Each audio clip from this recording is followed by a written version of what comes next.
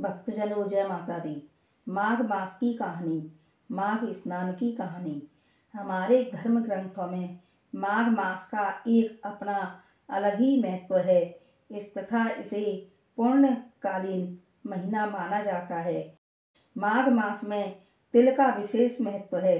तिल का स्नान, तिल का दान, तिल से उबटन, तिल का भोजन इत्यादि करना चाहिए।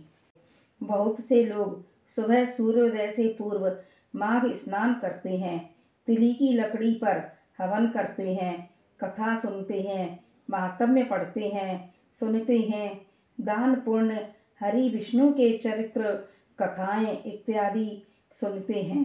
इस प्रकार माघ मास व्यतीत करते हैं। वह व्यक्ति अत्यंत ही पुण्यशाली और धर्मात्मा है।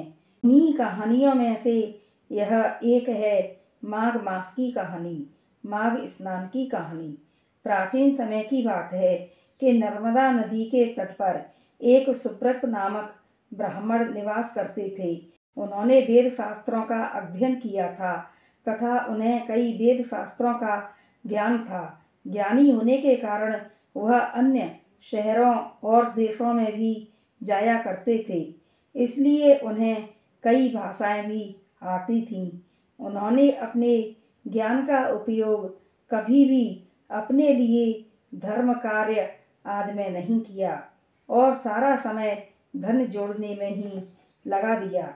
ऐसा सोचते सोचते कि मैंने धन तो बहुत कमाया पर अपना परलोक सुधारने के लिए कुछ भी नहीं किया।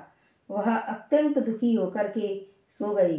रात्रि में चोरों ने उनके घर में चोरी की और सारा धन चुरा लिया।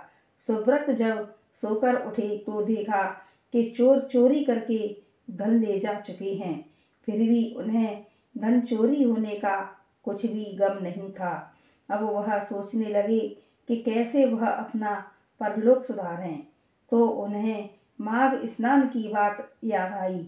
जब उन्होंने देखा कि माघ मास निकट आया है तो वह नर्मदा नदी के किनारे जाकर रोजाना माघ मास में सूर्योदय से पूर्व स्नान करने लगी।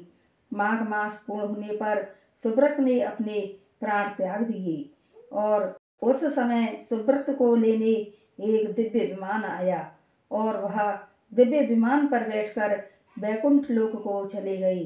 माघ मास के पुण्य के प्रताप से जैसे सुब्रत का परलोक सुधरा, वैसे ही कहानी कहने सुनने वाले सभी का सुधरे। भक्तजनों, अगर माघ स्नान ना भी कर पाए तो कथा कहानी अवश्य सुने। तो यह थी माघ मास की कहानी। आप सभी को पसंद आई हो तो हमारे चैनल को लाइक, शेयर और सब्सक्राइब करें। जय माता दी।